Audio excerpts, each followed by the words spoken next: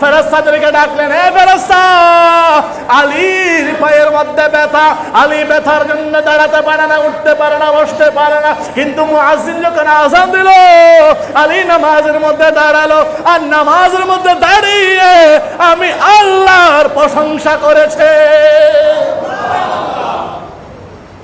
আলী ব্যথা পাচ্ছে, তারপর আমি আল্লাহর প্রশংসা করেছে।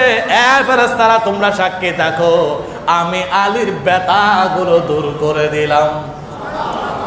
তাহলে পেরেশানি নিয়ে, অসুস্থতা নিয়ে নামাজে যখন দাঁড়ালেন, নামাজ পড়া মানে সরাসরি কার সাথে কথা বলা? আল্লাহর সাথে।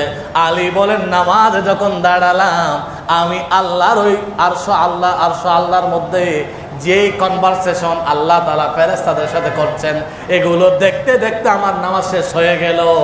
আর আমার তীরটা বের করেছো, এটা আমি একটুর জন্য ব্যথা পাই নাই, উপলব্ধি করতে পারে না। তাহলে এই ব্যথা নিয়ে নামাজ পড়েছেন কে? আলী।